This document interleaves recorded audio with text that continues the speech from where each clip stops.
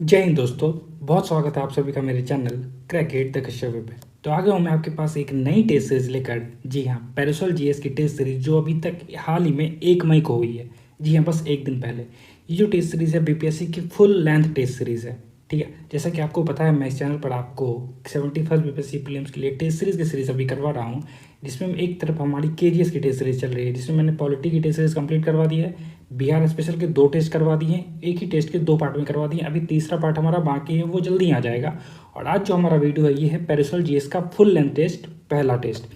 ठीक है, आज हम करीब 25 क्वेश्चन करेंगे। उसके बाद अगर आपका रिस्पांस देखूंगा मैं कमेंट में कि आप लोग कैसे बताते हो, आपको ये टेस्ट कैसा लग रहा है, तो फिर मैं आगे के वीडियोस भी लेके आऊँगा, पार्ट 1, पार्ट 2, पार्ट 3 करके।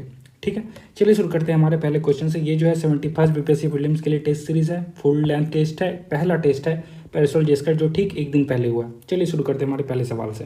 तो आओ यार, अपने कान में ईयरफोन्स डाल लो। क्या डाल भी लिए? बहुत तेज हो रहा है।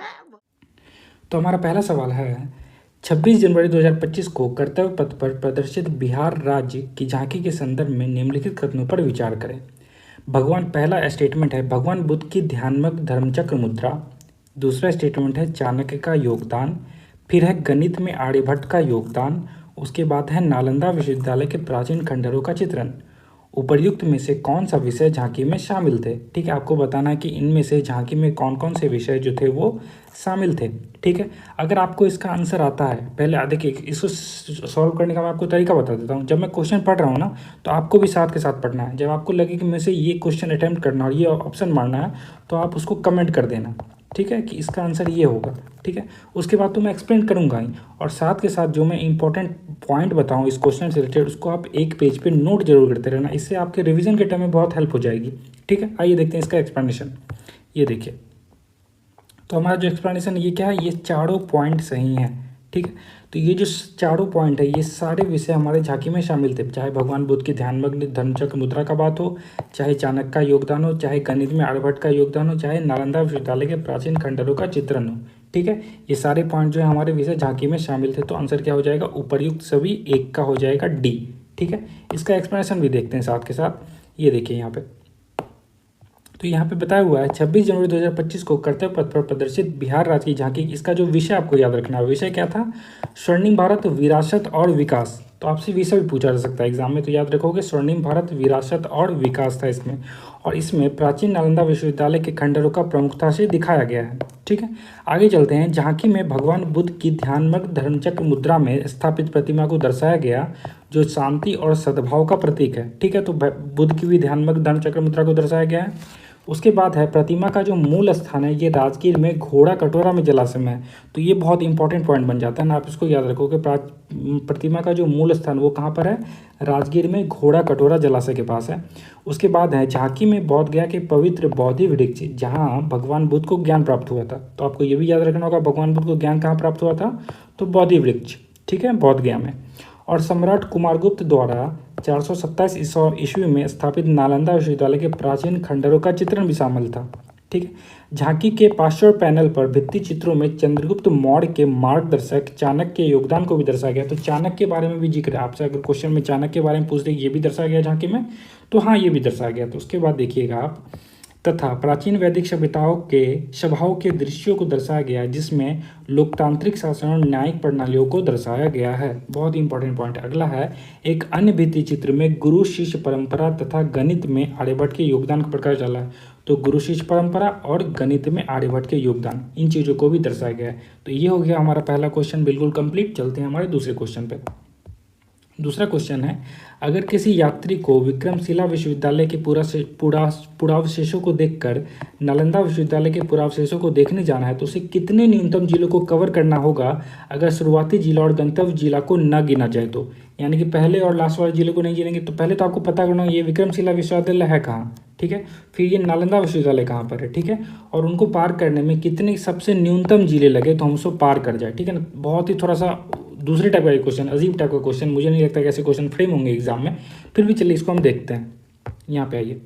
ठीक है, तो ये देखिए मैंने यहाँ पे रेड मार्क भी किया हुआ है, क्योंकि बहुत कम चांसेस ऐसे क्वेश्चन आपको एग्जाम में देखने को मिलेंगे। पर इसका आंसर क्या है, 3। इसका आंसर क्या है, 3। देखिए यहाँ पे एक्सप्लेनेशन में, अब जब एक्सप्लेनेशन देखने आओगे, यहाँ बताया गया है विक्रमशिला विश्वविद्यालय जो है बिहार राज्य के भागलपुर जिले के में गंगा नदी के किनारे स्थित है। तो विक्रमशिला विश्वविद्यालय कहाँ पे है? भागलपुर में गंगा नदी के किनारे। और नालंदा विश्वविद्यालय कहाँ पे है? तो ये नालंदा जिले के राजगीर में स्थित है। ठीक है, अब देखिए, अगर किसी यात्री को विक्रमशिला अर्थात भागलपुर से नालंदा तो उसे न्यूनतम 3 जिले कवर करने होंगे।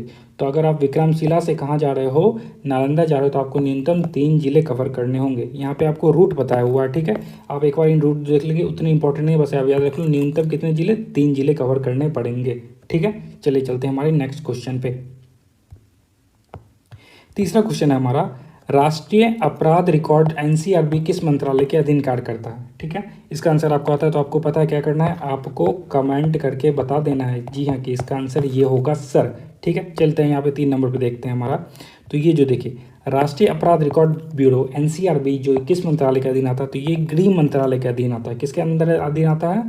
तो यह गृह मंत्रालय के अधीन आता है। आप याद रखोगे। आते हैं, देखिए तीसरा नंबर यहाँ पे आपको मिल जाएगा। तीसरा स्टेटमेंट यहाँ पे दिया हुआ है, राष्ट्रीय अपराध रिकॉर्ड ब्यूरो एनसीआरबी जो है गृह मंत्रालय यानी कि होम मिनिस्ट्री के अधीन कार्य करता है और अपराधों से संबंधित डाटा एकत्र करता है। आप लोग कमेंट करके बताओगे कि हमारे गृह मंत्रालय अभी किसके अधीन है? जी हाँ, गृह मंत्री कौन है हमारे देश के? इसको आप कमेंट करके जल्दी बताओगे। चलते हमारे चौथे क्वेश्चन पे। ये देखिए, जीव विज्ञान की शाखाओं के संदर्भ में निम्नलिखित कथनों पर विचार करें। ठीक है, तो यहाँ पे जीव विज्ञान की शाखाओं के संदर्भ में निम्नलिखित कथनों पर क्या करना है? विचार करना है। मिरेमेकोलॉजी के अंतर्गत मोलस्का का अध्ययन किया जाता है। तो कह रहा है कि मिरेमेकोलॉजी के अंदर जो है मोलस्का का अध्ययन किया जाता है। एंटेमोलॉजी के अंतर्गत चींटियों का अध्ययन किया जाता है। उपर्युक्त कथनों में से कौन सा कथन सत्य है? ठीक है ना, यहाँ पे आप अंडरलाइन कर लेना जब आप सॉल्व कर रहे हो, तो सत्य वाला ढूंढना है, जो सही वाला ढूंढना है। तो इसका आंसर क्या हो जाएगा? इसका आंसर जो भी होगा आप क्या करोगे? कमेंट कर दोगे। इधर हम देखिए, हम आपका एक्सप्लेनेशन देख लेते हैं साथ के साथ। तो 4 नंबर का क्वेश्चन जब हम देखेंगे तो यहाँ पे देखिए बताया हुआ है, जीव विज्ञान की शाखाओं के संदर्भ में निम्नलिखित कथनों के विचार में ये दोनों गलत है। ठीक है, क्यों गलत है? ऊपर कौन सा कथन सत्य है? तो इनमें से कोई सा भी कथन सत्य नहीं है, ना तो 1 ना तो 2। क्यों नहीं है? यहाँ पे देखते हैं हम लोग। देखिए, तो यहाँ देखिए मिरेमेकोलॉजी जो है ये चींटी का अध्ययन होता है। तो मिरेमेकोलॉजी में क्या हो जाएगा? चींटी का अध्ययन होता है। और एंटेमोलॉजी में कीटों का, इंसेक्ट का अध्ययन करते हैं हम लोग एंटेमोलॉजी में। और मेलेकोलॉजी जो है ये होता है मोलस्का और उसके खोलों का अध्ययन करते हैं। तो आप याद करोगे, ठीक है ना, ध्यान दोगे कि चींटी क्या हो जाएगी? चींटी मिरेमेकोलॉजी, चींटी मिरेमेकोलॉजी, याद रखो, चींटी मिरेमेकोलॉजी, कीट एंटेमोलॉजी और मोलस्का और उसके खोलों का मेलेकोलॉजी। तो मोलस्का से एम वाला भी याद कर लो, मोलस्का मेलेकोलॉजी, नाम मिल रहा है थोड़ा थोड़ा आपको याद हो जाएगा। मोलस्का मेलेकोलॉजी, कीट एंटेमोलॉजी और चींटी क्या होगा? मिरेमेकोलॉजी। ठीक है ना, याद करना आपको, स्टेज सीरीज की वीडियो देखते देखते आपको ये सारी चीज़ें याद हो जानी चाहिए। ठीक है, चलते हमारे नेक्स्ट क्वेश्चन पे। 5वां क्वेश्चन हमारा क्या है, चिकित्सीय भाषा में गोल्डन आवर का संबंध क्या है? चिकित्सीय भाषा में गोल्डन आवर का संबंध क्या है? ठीक है, कैंसर के अंतिम चरण में, गर्भ में शिशु की जानकारी से, हृदयघात के आरंभिक काल में, या फिर बच्चों के मन में आरंभिक काल, जन्म में आरंभिक काल में। ठीक है, इसका आंसर क्या होगा आप कमेंट करके बताओ। तब तक यहाँ पे हम देखते हैं हमारा नेक्स्ट एक्सप्लेनेशन। ये देखिए, तो देखिए चिकित्सीय भाषा में गोल्डन आवर का संबंध होता है हृदयघात से आरंभिक काल में। जी हाँ, जब हृदयघात आता है उसका जो आरंभिक काल होता है उसी को हम लोग क्या कहते हैं? गोल्डन आवर कहते हैं। तो हमारा सही आंसर क्या हो जाएगा? हमारा सही आंसर हो जाएगा सी। ठीक है, यहाँ देखते हैं अब हम इससे जुड़ी हुई एक्सप्लेनेशन है।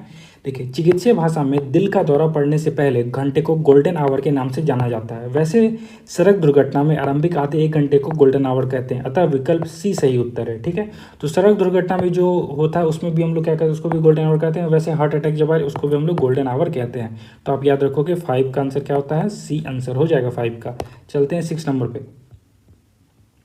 यहाँ देखिए, तो 6 नंबर का क्वेश्चन बहुत ही अच्छा क्वेश्चन। देखिए, हाल ही में वैज्ञानिकों ने देश के विभिन्न हिस्सों में स्मारकों के संरक्षण हेतु नए उपायों को भी खोज की है। इन उपायों में बैक्टीरियल स्प्रे का सबसे प्रमुख है। इन उपायों में कौन सबसे प्रमुख है? बैक्टीरियल स्प्रे जो है सबसे प्रमुख है।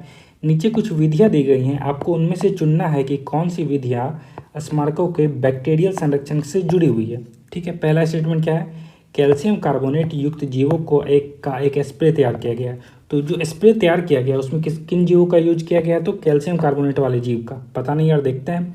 सूक्ष्म जीवों को संगमरमर की सतह पर समान रूप से छिड़का जाना। तो इसमें क्या किया जाता है, सूक्ष्म जीवों को संगमरमर की सतह पर समान रूप से छिड़का जाना और बायो कोटिंग किया जाना। और क्या होता है, बायो कोटिंग किया जाना। नीचे दिए कोड की सहायता से सही उत्तर का चयन करें। अब आपको इन स्टेटमेंट से, इन तीनों स्टेटमेंट से, इस कोड से आपको चुनना है कि सही आंसर क्या होगा। अगर आपको इसका सही आंसर पता है, आप अटेम्प्ट लेना चाहते हो, तो आप बिल्कुल कमेंट करके बता दोगे। चलते हैं हमारे 6 नंबर पे। ये देखिए यहाँ पे 6 नंबर का हमारा, तो आपने क्वेश्चन पढ़ लिया। इसमें क्या है, हमारा ये तीनों पॉइंट सही है, ठीक है। तो इस क्वेश्चन को बहुत ध्यान से देखोगे आप। ये जो क्वेश्चन मेनली टेस्ट सीरीज में डाले जाते हैं उपरोक्त सभी वाले, ताकि आपको इससे रिलेटेड सारी जानकारी हो जाए। तो आपको ये तीनों पॉइंट याद रखना होगा कि वो किस युक्त हैं, तो कैल्शियम कार्बोनेट युक्त हैं, संगमरमर की सतह पर क्या है, छिड़का जाता है और बायो कोटिंग किया जाना। आइए इसका एक्सप्लेनेशन देखते हैं, तो आपको चीज़ें ज़्यादा साफ हो जाएंगी।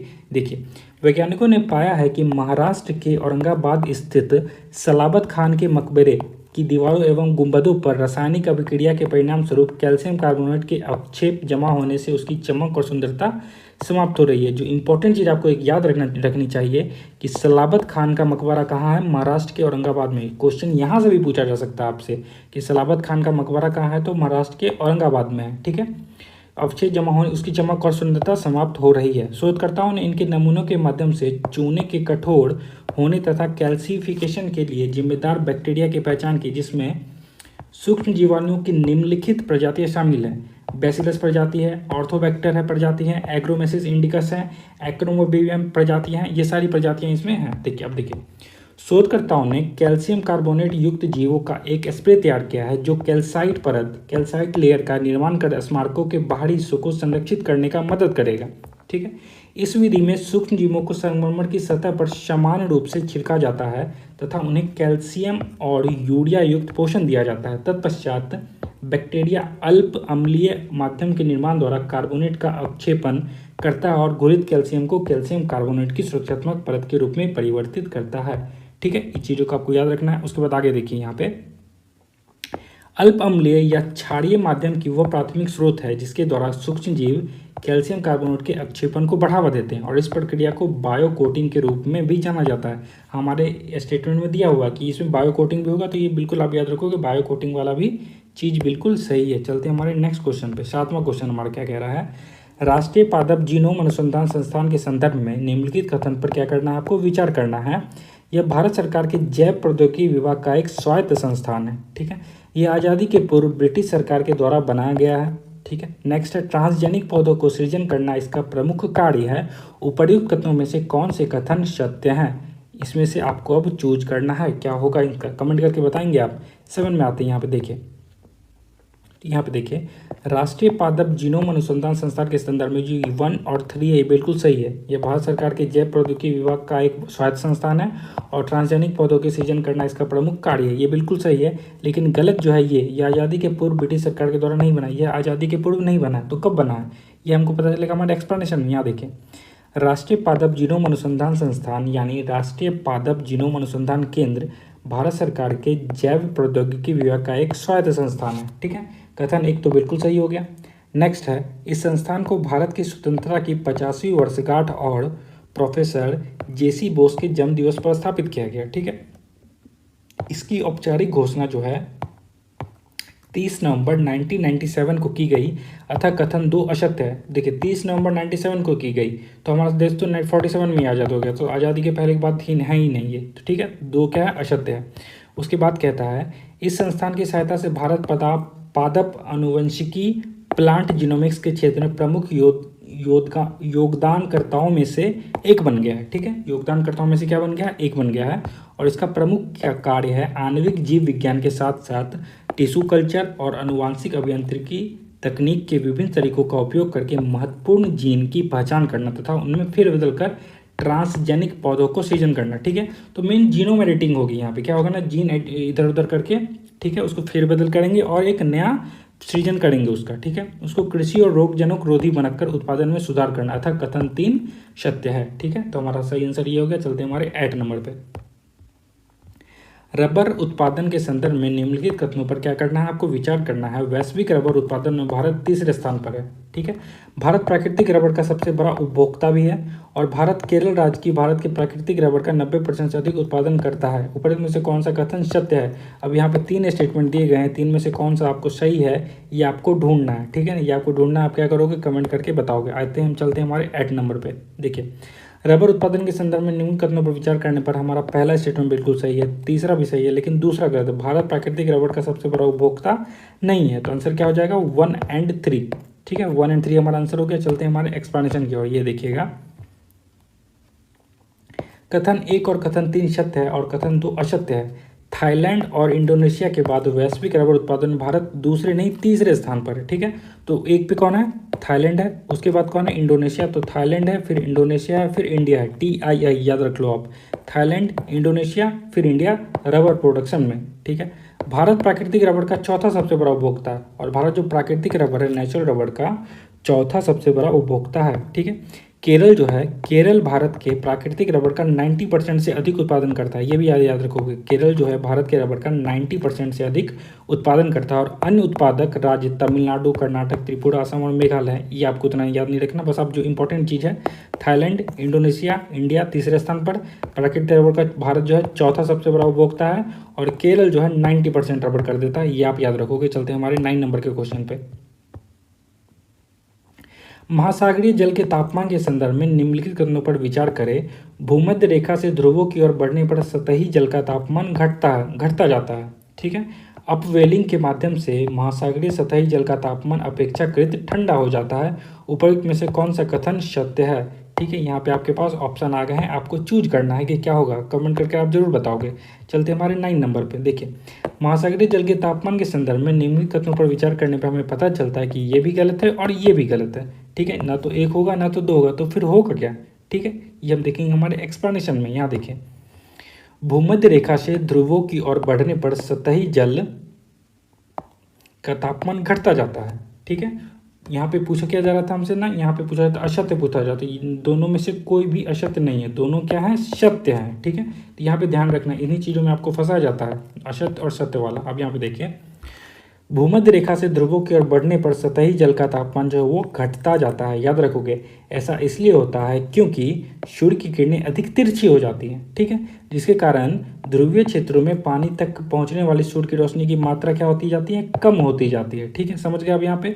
अब देखिए, हवाई भूमि से महासागरों और समुद्रों की ओर चलती है तो वे गर्म सतह के पानी को तट से दूर धकेलती है, जिससे नीचे का ठंडा पानी ऊपर की ओर उठ जाता है। ठीक है, जिसे हम लोग जिसे अपवेलिंग कहते हैं। अपवेलिंग अपने आप में ही महासागरीय जल के तापमान को प्रभावित करने वाला एक कारक है। तो अपवेलिंग क्या करता है, महासागर के जल को क्या करता है, प्रभावित करता है, उस पर इफेक्ट डालता है। चलते हैं हमारे 10 नंबर के क्वेश्चन पे। तो ये हमारा इंग्लिश वाला हो गया। अब आते हैं 10 नंबर पे। ये देखिए, समदाब रेखाओं के संदर्भ में निम्नलिखित कथनों पर विचार करना है। तो पहला पॉइंट दिया, वह रेखा जो सभी समान वायुदाब पर वाले स्थानों को एक साथ जोड़ती है समदाब रेखा कहलाती है। ठीक है, दूसरा पॉइंट है, करीब करीब समदाब रेखाएं निम्न दाब क्षेत्र को दर्शाती हैं, जबकि दूर दूर की समदाब रेखाएं उच्च दाब क्षेत्र को दर्शाती है। उपर्युक्त में से कौन सा कथन सत्य है? आपको सत्य वाला ढूंढना है। चलते हैं हमारे 10 नंबर पे। ये देखिए हमारा 10 का क्वेश्चन। तो इसमें क्या हो जाएगा, हमारा पहला स्टेटमेंट बिल्कुल सही है लेकिन दूसरा गलत है। ठीक है, तो पहला क्या सही है, वह रेखा जो सभी सामान्य वायुदाब पर वाले स्थानों को एक साथ जोड़ती है वो समदाब रेखा कहलाती है, लेकिन 2 गलत हो जाता है। ठीक है, आंसर क्या हो जाएगा, केवल 1। अब चलते हैं हमारे एक्सप्लेनेशन पे 10 के। यहाँ देखिए आप, वे रेखा जो सभी समान वायुदाब वाले स्थानों को एक साथ जोड़ती है वो समदाब रेखा कहलाती है। ठीक है, समदाब रेखाएं उच्चावाच मानचित्र पर समुच्च रेखाओं जैसी होती है। ठीक है, तो कथन 1 सत्य है। समदाब रेखा कैसी होती है, उच्चावाच मानचित्र पर समुच्च रेखाओं जैसी होती है, तो कथन 1 बिल्कुल सत्य है। और समदाब रेखाओं के बीच की दूरी वायुदाब में आने वाले परिवर्तन की दर तथा उसकी दिशा को बताती है। बहुत ही इंपॉर्टेंट पॉइंट है, याद रखोगे आप लोग। उसके बाद चलते हैं आगे। यहाँ पे हम करीब करीब समदाब रेखाएं उच्च दाब क्षेत्र को दर्शाती हैं, जबकि दूर दूर की समदाब रेखाएं निम्न दाब क्षेत्र को दर्शाती हैं। देखिए बहुत ही हल्का पॉइंट है, लेकिन आपको ये चीज़ समझना होगा। ठीक है, तो करीब करीब की जो समदाब रेखाएं होती है ये उच्च दाब क्षेत्र को दर्शाती है, लेकिन दूर दूर की जो समदाब रेखाएं ये निम्न दाब, मतलब करीब करीब हैं तो उच्च दाब, लेकिन दूर दूर की समदाब रेखाएं तो निम्न दाब को दर्शाएंगी। तो कथन 2 हमारा क्या होता है, असत्य हो जाता है। ठीक है, चलते हैं हमारे नेक्स्ट क्वेश्चन पे। 11 नंबर का क्वेश्चन है, भारतीय संविधान के अनुच्छेद 12 और अनुच्छेद 36 के संदर्भ में निम्नलिखित कथनों पर आपको क्या करना है, विचार करना है। ये दोनों ही अनुच्छेद राज्य की परिभाषा बताते हैं, ठीक है। अगला है अनुच्छेद 12 में राज्य की परिभाषा व्यापक है, जबकि अनुच्छेद 36 में राज्य की परिभाषा केवल केंद्र सरकार, राज्य सरकार, स्थानीय शासन तक ही सीमित है। उपर्युक्त में से कौन सा कथन सत्य है, ठीक है। आपको क्या करना है, इसमें से आपको कमेंट करके बताना है क्या होगा सही आंसर। चलते हैं हमारे एक्सप्लेनेशन की ओर। देखिए यहाँ पे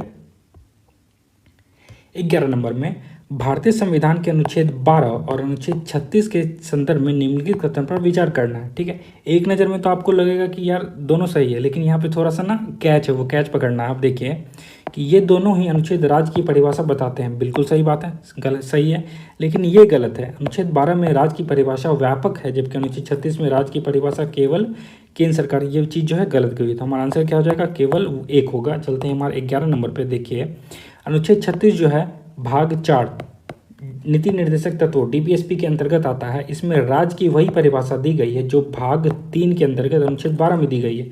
देखिए तो कोई भी अंतर नहीं है ज़्यादा, वो जो क्वेश्चन में आपको अंतर दे रहे थे ना, वो अंतर नहीं है। तो अनुच्छेद 36 में जो राज्य की परिभाषा है वो बिल्कुल सेम है जो भाग 3 में अनुच्छेद 12 में दी गई। अतः कथन 1 और कथन 1 सत्य है और कथन 2 असत्य है। इसका उद्देश्य यह स्पष्ट करना है कि नीति निर्देशक तत्वों को लागू करने वाले के संदर्भ में राज्य का वही अर्थ होगा जो मौलिक अधिकारों के संदर्भ में होगा, ठीक है। तो नीति निर्देशक के तत्वों के संदर्भ में राज्य का वही अर्थ होगा जो कि मौलिक अधिकारों के संदर्भ में होगा। यही था हमारा 11 का आंसर। चलते हैं हमारे 12 नंबर के क्वेश्चन पे। डॉक्ट्राइन ऑफ एमिनेंट डोमेन, देखिए श्रेष्ठ अधिकार का सिद्धांत के संदर्भ में निम्नलिखित कथन पर आपको क्या करना है, विचार करना है। देखिए बहुत अच्छे क्वेश्चन है स्टेज सीरीज में, ठीक है ना, एक अच्छा लेवल का क्वेश्चन है, तो उसको ध्यान से करेंगे हम लोग। इसमें कह रहा है कि इसके तहत सरकार सार्वजनिक उपयोग के लिए ही निजी संपत्ति का अधिग्रहण कर सकती है। इस सिद्धांत के तहत सरकार द्वारा किए गए अधिग्रहण को चुनौती नहीं दी जा सकती है। उपयुक्त मान में से कौन सा कथन सत्य है, इसमें से कौन सा कथन सत्य है, ABCD बताओगे आप। यहाँ पे आप देखिए हम 12 नंबर पे देखते हैं।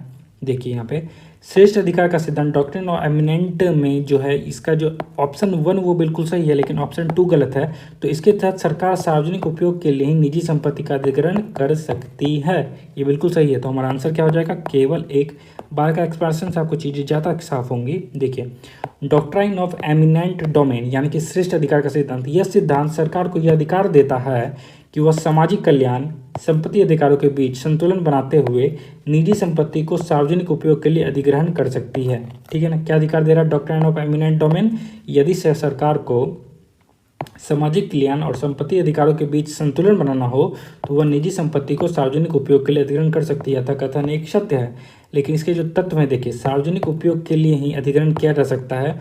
उचित मुआवजा लेकिन देना होगा, ठीक है। सरकार आप ले तो रहे हो, लेकिन आपको क्या करना होगा, मुआवजा देना होगा। अधिग्रहण हेतु न्यायिक प्रक्रिया का पूर्ण पालन अर्थात अधिग्रहण को चुनौती देने या मुआवजे पर बातचीत करने का अवसर दिया जाना चाहिए, ठीक है। तो कथन 2 असत्य हो गया। तो आपको अवसर भी देना होगा, चुनौती अगर करते हैं आप, जिनकी ज़मीन ले रहे हो तो वो अगर कर दे तो आपको उनसे बातचीत करनी होगी, उनको मुआवजा देना होगा, ठीक है। आप बिल्कुल ऐसे मन से नहीं कर सकते। उसके बाद देखिए यह अधिकार केवल सरकार या अधिकृत सार्वजनिक एजेंसियों द्वारा ही प्रयोग किया जा सकता है जिनके पास सार्वजनिक उपयोग के लिए संपत्ति लेने का कानूनी अधिकार हो, ठीक है। तो सरकार के ही लोग कर सकते हैं ये, ठीक है। सरकार यहाँ पे दिया हुआ है, आप समझ गए। चलते हैं हमारे नेक्स्ट क्वेश्चन पे 30 नंबर। अल्पसंख्यक शैक्षणिक संस्थान के संदर्भ में निम्नलिखित कथनों पर विचार करना है आपको। तो देखिए यहाँ पे 3 स्टेटमेंट है। निजी अल्पसंख्यक संस्थानों में सरकारी आरक्षण नीति लागू नहीं की जा सकती है। दूसरा है शिक्षा का अधिकार अधिनियम RT 2009 लागू नहीं होता है और इन संस्थानों की संपत्ति का अधिग्रहण नहीं किया जा सकता है। उपर्युक्त में से कौन सा कथन असत्य वाला ढूंढना, मतलब गलत वाला ढूंढना आपको, ठीक है। असत्य कौन सा है, ठीक है, यहाँ पे आपके ऑप्शन है, ठीक है। चलते हैं हमारे यहाँ पे, देखिए यहाँ पे तो अल्पसंख्यक शैक्षिक संस्था के संदर्भ में जो असत्य है वो क्या है, 1 भी असत्य है, 2 भी असत्य है। सही क्या फिर, तो सही ये है कि इन संस्थाओं की संपत्ति का अधिग्रहण नहीं किया जा सकता है, ये बिल्कुल सही है। 30 नंबर की जब एक्सप्रेशन देखोगे आपको चीज़ और साफ होंगी कि देखिए कथन 1 और कथन 2 सत्य है और कथन 3 क्या है, असत्य है, ठीक है। देखिए अल्पसंख्यक शैक्षणिक संस्थान वे शैक्षणिक संस्थान हैं जिन्हें भारत के संविधान के तहत धार्मिक या भाषाई अल्पसंख्यक द्वारा स्थापित और संचालित किया जाता है। इन्हें भारतीय संविधान के अनुच्छेद 30 के तहत विशेष अधिकार प्राप्त है, ठीक है। तो देखिए यहाँ पे ध्यान देना आपको, असत्य वाला यानी कि जो गलत है, ठीक है, तो ये गलत है, ठीक है, ये गलत है, बाकी ये भी सही है, ये भी सही है। तो अल्पसंख्यक शैक्षिक संस्थान के संदर्भ में हमारा ऑप्शन 1 सही है। निजी अल्पसंख्यक संस्थानों में सरकारी आरक्षण लागू किया जा सकता है और शिक्षा का अधिकार आरटी 2 लागू नहीं होता है। लेकिन इसमें देखिए, आपको असत्य ढूंढना है तो आपको गलत वाला ढूंढना होगा। तो गलत क्या है, ये गलत है, तो जो गलत है वही ढूंढना है। तो भाई तो गलत वाला ही हमारा आंसर हो गया, तो केवल 3 आंसर हो गया। ठीक है, आगे देखिएगा इसमें, अल्पसंख्यक शैक्षिक संस्थान वे शैक्षिक संस्थान है जिन्हें भारत के संविधान के तहत धार्मिक या भाषाई अल्पसंख्यक द्वारा स्थापित और संचालित किया जाता है। इन्हें भारतीय संविधान के अनुच्छेद 30 के तहत विशेष अधिकार प्राप्त है। याद रखोगे, आर्टिकल बहुत इंपॉर्टेंट है, अनुच्छेद 30 के तहत विशेष अधिकार प्राप्त है। आप देखिए, पीए इनामदार बनाम महाराष्ट्र डाक 2005 केस में न्यायालय ने स्पष्ट किया कि निजी अल्पसंख्यक संस्थानों में सरकारी आरक्षण लागू नहीं की जा सकती है। ठीक है, अल्पसंख्यक संचालित शैक्षणिक संस्थान की संपत्ति अधिग्रहित नहीं की जा सकती है। हालांकि अनुच्छेद 30(1)(a) के तहत ऐसे संस्थानों को उचित मुआवजा प्रदान किया जाना अनिवार्य है। नेक्स्ट है, शिक्षा का अधिकार आरटीई एक्ट 2009 अल्पसंख्यक शैक्षणिक संस्थानों पर लागू नहीं होता है। ठीक है, तो ये लागू नहीं होता, बहुत ही इंपॉर्टेंट पॉइंट है, आप इसे समझोगे। चलते हैं नेक्स्ट नंबर 14 नंबर पे। देखिए यहाँ पे निम्नलिखित कथनों पर विचार करना है आपको। पैरोल एक कानूनी अधिकार है जबकि फरलो सरकार की कृपा पर निर्भर करती है। ठीक है, फरलो की अवधि सजा की अवधि में नहीं गिनी जाती है जबकि पैरोल की अवधि सजा की अवधि में गिनी जाती है। उपरोक्त में से कौन सा कथन सत्य है? आप लोगों ने पैरोल तो बहुत सुना होगा न्यूज़ में कि वो पैरोल पर बाहर है, ये पैरोल पर, लेकिन आप फरलो बहुत कम सुने होंगे। ठीक है ना, इसका आंसर क्या आप कमेंट करके जरूर बताओगे। चलते हैं हमारे 14 नंबर पे। ये देखें 14 में, देखिए ये भी गलत है, ये भी गलत है। कौन सा सत्य है? कोई भी सत्य नहीं है, ना तो एक सही है ना तो 2 सही है। ठीक है, एक्सप्लेनेशन पे चलते हैं हमारे। देखिए, पैरोल एक अनुकंपा पर आधारित होती है। पैरोल किस पे आधारित है? अनुकंपा पर, जबकि फरलो कई मामलों में कैदी का अधिकार हो सकता है। ठीक है, फरलो कई मामलों में क्या हो सकता है? कैदी का अधिकार हो सकता है, लेकिन पैरोल तो बस अनुकंपा पर होती है। देखिए, फरलो किसी विशेष कारण से नहीं दी जाती है बल्कि यह निश्चित अंतराल पर दी जाती है। पैरोल आमतौर पर मानवीय कारणों से दी जाती है, जैसे पारिवारिक आपातकाल, ये सब में दिया जाता है। ठीक है, तो कथन 2 क्या है? असत्य है। पैरोल की अवधि सजा की अवधि में नहीं गिनी जाती है। पैरोल की अवधि को सजा की अवधि में नहीं गिना जाता है। जब कोई कैदी पैरोल पर रिहा होता है तो वह सजा की अवधि से अलग मानी जाती है। ठीक है, उसे अपनी सजा की शेष अवधि पूरी करनी होती है, ये भी बात याद रखो क्या। और फरलो की अवधि सजा की अवधि में गिनी जाती है। यह कैदी के अधिकार का हिस्सा हो सकती है और इसे कैदी के मानसिक व सामाजिक पुनर्वास के लिए दिया जाता है। ठीक है, चलते हैं हमारे नेक्स्ट क्वेश्चन की ओर। 15 नंबर का हमारा क्वेश्चन है, भारत और अमेरिका के राष्ट्रपति की क्षमतान शक्तियों की तुलना के संदर्भ में निम्नलिखित कथन पर विचार करना है। यहाँ पे हम लोग कंपेयर कर रहे हैं भारत और अमेरिका के राष्ट्रपति की क्षमतान शक्ति के बारे में, पार्डनिंग पावर के बारे में। तो यहाँ पे दिया हुआ है, अमेरिकी राष्ट्रपति केवल संघीय अपराधों में क्षमतान दे सकता है जबकि भारतीय राष्ट्रपति की क्षमतान की शक्ति राज्य अपराधों तक भी विस्तृत है। अमेरिका के राष्ट्रपति की क्षमतान शक्तियाँ उसके विवेक पर आधारित है जबकि भारतीय राष्ट्रपति की क्षमतान शक्ति मंत्रिपरिषद की सलाह पर निर्भर करती है। उपरोक्त में से कौन सा कथन सत्य है? 15 का, तो 15 का क्या होगा? ये दोनों स्टेटमेंट बिल्कुल सही कह रहे हैं, 1 और 2 बिल्कुल सही हैं। देखते हैं अब हमारे एक्सप्लेनेशन को 15 नंबर के। देखिए, अमेरिका के राष्ट्रपति की क्षमतान शक्ति अमेरिकी संविधान के अनुच्छेद 2 धारा 2 में वर्णित है। यह केवल संघीय अपराधों तक ही सीमित है। कहाँ, कौन से अपराधों तक? संघीय अपराधों तक ही सीमित है। और भारतीय राष्ट्रपति की जो क्षमतान शक्ति है भारतीय संविधान के अनुच्छेद 72 में वर्णित है। 72 में क्या है? पार्डनिंग पावर है प्रेसिडेंट की, और यह संघीय केंद्रीय अपराधों तक नहीं बल्कि राज्य अपराधों तक विस्तृत है। तो यह संघीय केंद्रीय ही नहीं, राज्य अपराधों तक भी विस्तृत है। अमेरिका के राष्ट्रपति की क्षमतान शक्ति उसके विवेक पर आधारित है, यानी कि मरूराम बनाम भारत संघ मामले में सुप्रीम कोर्ट ने निर्णय दिया कि क्षमतान के मामले में राष्ट्रपति मंत्रिपरिषद की सलाह पर कार्य करते हैं और अपने विवेक से निर्णय नहीं ले सकते हैं। ठीक है, तो यहाँ पे भारत में क्या करना होगा उनको? तो मंत्रिपरिषद की सलाह पर कार्य करना होगा और अपने विवेक से निर्णय नहीं ले सकते हैं। चलते हैं हमारे नेक्स्ट क्वेश्चन की और 16 नंबर। चंद्रमा का एक हिस्सा हमें पृथ्वी की ओर बना रहता है और दूसरा हिस्सा पृथ्वी से कभी नहीं दिखाई देता। ठीक है, इन कथनों पर आपको विचार करना है। चंद्रमा का एक हिस्सा हमेशा पृथ्वी की ओर बना रहता है और दूसरा हिस्सा पृथ्वी को कभी नहीं दिखाई नहीं देता है। और दूसरा है कि गुरुत्वाकर्षण खिंचाव के कारण चंद्रमा पृथ्वी के साथ टाइडली लॉक्ड है। ठीक है, नीचे दिए गए कूट की सहायता से सही उत्तर चुने। ठीक है, यहाँ पे क्या होगा हमारा 16 का दोनों स्टेटमेंट सही है। ठीक है, चंद्रमा का एक हिस्सा हमारी पृथ्वी की ओर बना भी रहता है और दूसरा हिस्सा कभी नहीं दिखाई देता, ये बिल्कुल सही बात है। और गुरुत्वाकर्षण खिंचाव के कारण हमारा जो चंद्रमा है ये टाइडली लॉक्ड है। तो कथन 1 भी सही है और उसका जो सही व्याख्या भी कर रहा है, स्पष्टीकरण भी कर रहा है। तो 16 का आंसर हो जाएगा ए। चलते हमारे एक्सप्लेनेशन की और ये देखिएगा, चंद्रमा का फोर साइड, चंद्रमा का वह गोलार्धीय हिस्सा जो पृथ्वी से कभी दिखाई नहीं देता, इसको हम लोग क्या कहते हैं, फोर साइड कहते हैं। इसलिए इसे चंद्रमा का डार्क साइड भी कहते हैं, ठीक है ना, कहते हैं मून का ये डार्क साइड है। और ऐसा इसलिए होता है क्योंकि गुरुत्वाकर्षण खिंचाव के कारण चंद्रमा पृथ्वी के साथ टाइडली लॉक्ड है। इसका अर्थ है कि चंद्रमा को अपनी घुड़ी पर घूर्णन में ठीक उतना ही समय लगता है जितना कि उसे पृथ्वी के चारों ओर मासिक परिक्रमा पूरा करने में लगता है। इसकी वजह से चंद्रमा का एक हिस्सा हमेशा पृथ्वी की ओर बना रहता है। चलते हैं हमारे नेक्स्ट क्वेश्चन की ओर। 70 नंबर का क्वेश्चन है, सेक्स सॉर्टेड सीमेन के संदर्भ में निम्नलिखित कथनों पर आपको क्या करना है, विचार करना है। ऑप्शन है, यह एक जेंडर सिलेक्टेड सीमेन होता है। इसका उपयोग मनुष्यों में कृत्रिम गर्भाधान के लिए किया जाता है। हाल ही में भारत की पहली सेक्स सॉर्टेड सीमेन की स्वदेशी तकनीक विकसित की गई है। आपको इसके सही आंसर को चूज करना है। चलते हैं 70 नंबर पे। देखिए हमारा ये जो है 1 और 3 ये बिल्कुल सही है, ये जेंडर सेलेक्टेड है और भारत में पहली सेक्स सॉर्टेड सीमेन की स्वदेशी तकनीक यूज़ की। लेकिन 2 बिल्कुल गलत। आंसर क्या हो जाएगा, 1 एंड 3। 17 का एक्सप्लेनेशन जरूर देखेंगे हम लोग।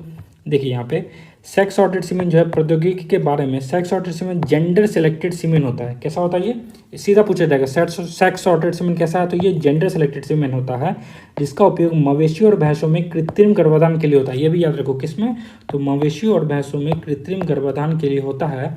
इसका उपयोग मनुष्यों के लिए नहीं किया जा सकता, याद रखिएगा मनुष्य के लिए नहीं होगा ये। अतः कथन 1 सत्य है और कथन 2 क्या है, असत्य है। यह 90% अधिक की सटीकता के साथ केवल मादा के जन्म को सुनिश्चित करता है, जबकि पारंपरिक सीमेन से जो ये है नर और मादा के एक समान अनुपात 50-50 रेशो में पैदा होने की संभावना होती है। मेक इन इंडिया और आत्मनिर्भर पहल के तहत एनडीडीबी ने सेक्स सॉर्टेड सीमेन की स्वदेशी तकनीक को विकसित किया था। कथन 3 सत्य है। ठीक है, बहुत अच्छा क्वेश्चन था, आप ध्यान में रखोगे। चलते हैं हमारे 80 नंबर क्वेश्चन पे। ये देखिए, उपग्रह प्रक्षेपण के वायुमंडल पर प्रभाव के संदर्भ में निम्नलिखित कथन पर आपको क्या करना है, विचार करना है। ऑप्शन ए है ओजोन परत पर क्षरण, वायुमंडल में कार्बन डाइऑक्साइड की सांद्रता में वृद्धि, ब्लैक कार्बन और जलवाष्प का उत्सर्जन। उपयुक्त में से कौन सा कथन सत्य है, ये आपके ऑप्शन है। आप ऑप्शन जरूर कमेंट करके बताओगे कि आपको क्या लग रहा है सही आंसर होगा। चलते हैं हमारे 18 नंबर पे। ये देखिए, तो हमारा क्या है, ये तीनों सही है, ठीक है ना। उपरोक्त उपग्रह प्रक्षेपण के वायुमंडल प्रभाव के संदर्भ में ये तीनों स्टेटमेंट सही हैं। ठीक है, चलते हैं हमारे एक्सप्लेनेशन की ओर इसके।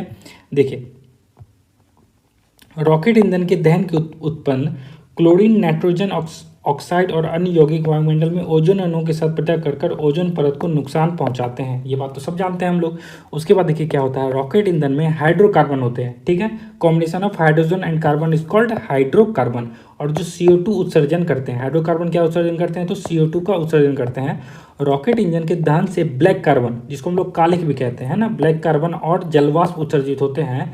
ब्लैक कार्बन विशेष रूप से ठोस ईंधन वाले रॉकेट से निकलता है, जो उच्च वायुमंडलीय स्तर में जाकर दीर्घकालिक प्रभाव डाल सकता है। इसके अलावा हाइड्रोजन आधारित ईंधन वाले रॉकेट जलवाष्प का उत्सर्जन करते हैं, जो वायुमंडलीय में मौजूद रहता है और जलवायु परिवर्तन को प्रभावित करता है। ठीक है, याद रखो कि चलते हैं हमारे नेक्स्ट क्वेश्चन पे। 90 नंबर में आ गए हम लोग। अंतरिक्ष मिशन और संबंधित एजेंसी के संदर्भ में निम्नलिखित कथन पर आपको क्या करना है, विचार करना है। राइज किसका मिशन है, नासा का है क्या, आपको पता करना है। अर्थकेयर मिशन ये किसका है, यूरोपियन एजेंसी और नासा दोनों मिलकर कर रहे हैं क्या, बताइएगा आप। यूरोपीय क्लिपर मिशन जो है ये नासा का है क्या, तो इसमें आपको क्या करना है, सुमेलित कहीं कौन से युग में सुमेलित है, जो मैच कर रहे हैं वो आपको बताना है कि 1, 2, 3 में से कौन मैच कर रहा है। ठीक है, 90 नंबर पर आते हैं हम यहाँ पे। देखिए यहाँ पे ये गलत है, ये गलत है। यूरोपीय क्लिपर मिशन जो है ये नासा का मिशन है, ठीक है ना। ये दोनों यूरोपियन एजेंसी का मिशन है, नासा नहीं है इसमें, ठीक है, याद रखिएगा। तो ये बिल्कुल सही है। यूरोपा क्लिपर मिशन याद रखो, Europa clipper NASA, Europa clipper NASA, याद रखना भाई मेरे। 19 पे आते हैं। देखिए यहाँ पे यूरोपा क्लिपर मिशन जो ये नासा का मिशन है, इस तथ्य का पता लगाया गया कि यह मिशन यूरोपा में जीवन के लिए अनुकूल परिस्थितियां मौजूद है। यह नासा द्वारा किसी ग्रहीय मिशन के लिए विकसित किया गया अब तक का सबसे बड़ा अंतरिक्ष यान होगा ये, ठीक है। अर्थकेयर मिशन जो है यूरोपियन अंतरिक्ष एजेंसी, जिसको यूरोपियन स्पेस एजेंसी कहते हैं, उसका है। और जापान एरोस्पेस का, ठीक, इसका है ESA और JAXA, याद रखिएगा। यूरोपियन एजेंसी और जापान का है अर्थकेयर मिशन। इस संयुक्त मिशन का उद्देश्य बादलों, एरोसोल और विकिरण के बीच जटिल परस्पर अभिक्रिया का समग्र विवरण प्रदान करना है। और remove debris in orbit servicing, remove debris in orbit servicing. Debris क्या होते हैं, जो छोटे छोटे ना धूलकण होते हैं ना, डस्ट पार्टिकल हमारी यूनिवर्स में, उसको डेब्रिस कहते हैं, ठीक है। तो यूरोपीय अंतरिक्ष एजेंसी का पहला इन ऑर्बिट सर्विसिंग मिशन है। कैसा मिशन है, इन ऑर्बिट सर्विसिंग मिशन है। यह पृथ्वी की कक्षा में ईंधन भरने, मरम्मत या नवीकरणीय करने और कक्षा में असेंबलिंग करने में जैसे कार्यों की दिशा में महत्वपूर्ण कदम है जो अंतरिक्ष में चक्रीय अर्थव्यवस्था के लिए आवश्यक भी है। चलते हैं हमारे 20 नंबर के क्वेश्चन पे। Multi drug TB MDR TB के संदर्भ में निम्नलिखित कथन पर आपको क्या करना है, विचार करना है। पहला, ये सभी फर्स्ट एंड सेकंड लाइन की टीबी दवाओं के प्रति प्रतिरोधी होता है और यह टीबी संक्रमण के मामले में भारत विश्व में प्रथम स्थान पर है। उपर्युक्त में से कौन सा कथन सत्य है, सच वाला आपको बताना है ढूंढ के।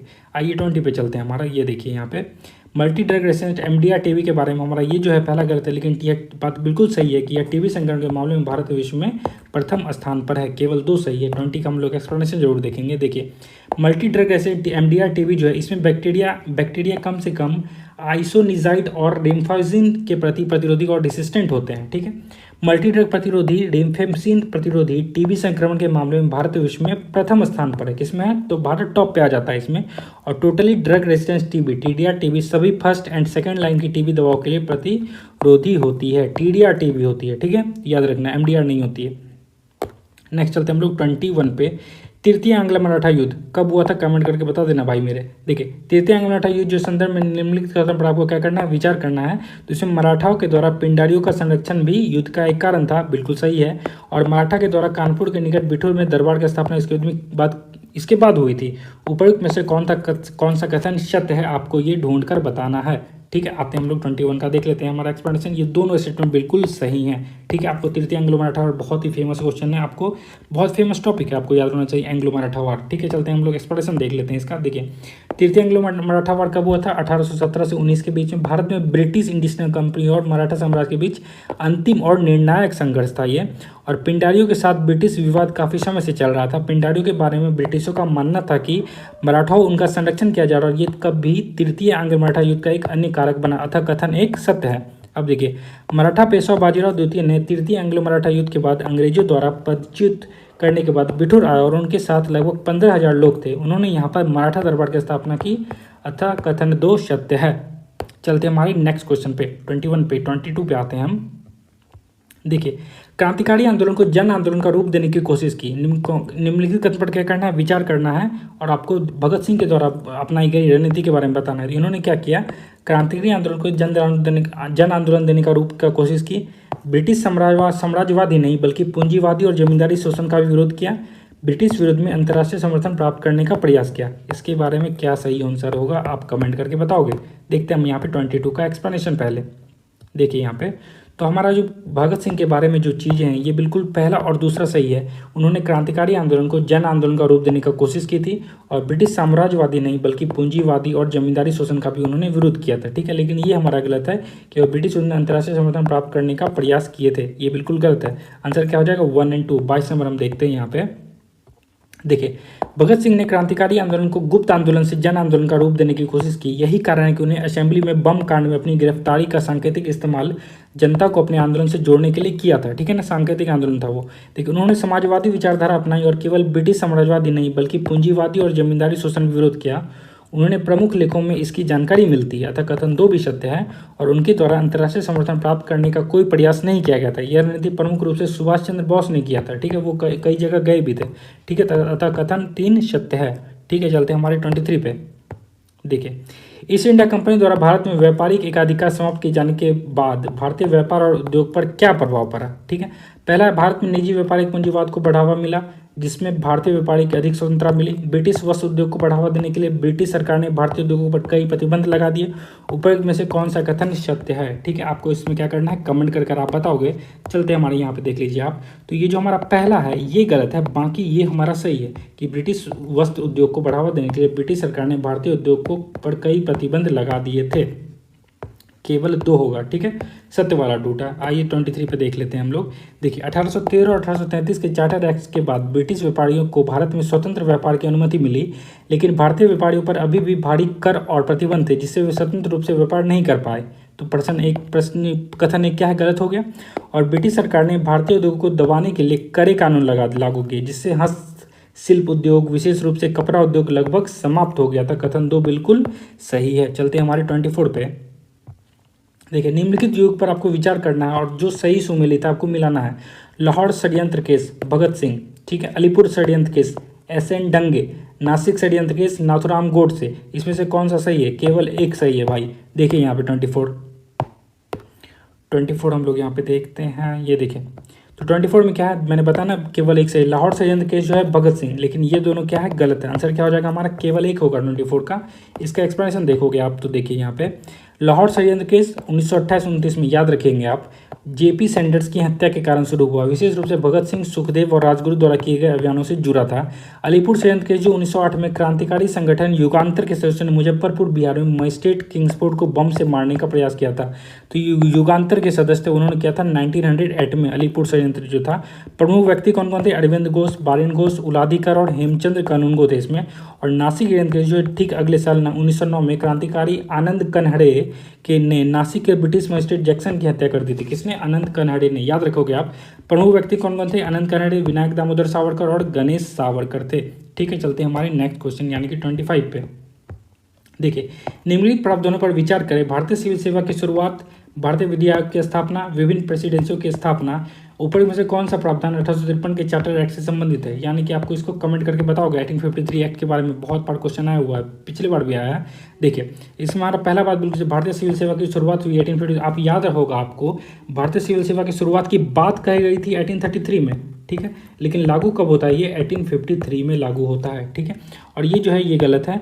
और विभिन्न प्रेसिडेंसी की स्थापना, ये बिल्कुल सही है। तो आंसर क्या हो जाएगा? हम केवल 1 और 3 आंसर हो जाएगा। यहाँ पे देख सकते हो आप। देखिए, भारतीय विधि आयोग की स्थापना 1833 के चार्टर एक्ट से ही हो गई थी। ठीक है, और 1853 का जो चार्टर एक्ट है ब्रिटिश संसद द्वारा 1793 और 1853 के बीच पारित हुआ कई चार्टर में से अंतिम था। यह एक महत्वपूर्ण संवैधानिक मील का पत्थर था और इसे लॉर्ड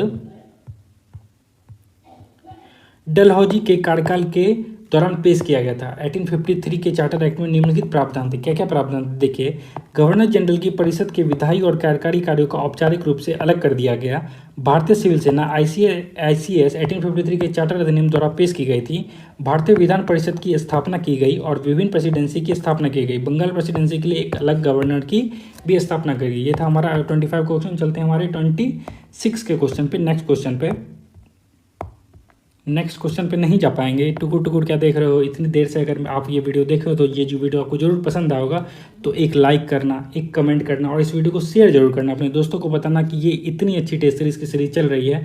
तो समय आ गया आपसे विदा लेने का। अगर आपको ये वीडियो पसंद आया है तो प्लीज़ लाइक करें, प्लीज़ एक कमेंट कर दे प्यारा सा, शेयर करें इस वीडियो को और सब्सक्राइब करना तो बिल्कुल नहीं भूलें। और आप अपने इंस्टाग्राम पे भी फॉलो कर सकते हो। आप हमारे टेलीग्राम ग्रुप को बहुत जल्दी ज्वाइन कर लेना, वहाँ मैं बहुत सारा अपडेट देते रहता हूँ, हमेशा क्विजेस भी होती है वहाँ पे, तो प्लीज़ ज्वाइन करना। तो इसी तरह हमारे वीडियो को देखते रहे, इसी तरह अपना प्यार देते रहे। बहुत बहुत धन्यवाद, थैंक यू। एक तो लाइक और शेयर ठोक दीजिए, महाकाल का लाइक और शेयर ठोक दीजिए। पूरा साल मेहनत करता हूँ आपके लिए बेटा, ऐसा नहीं चलेगा। ऐसा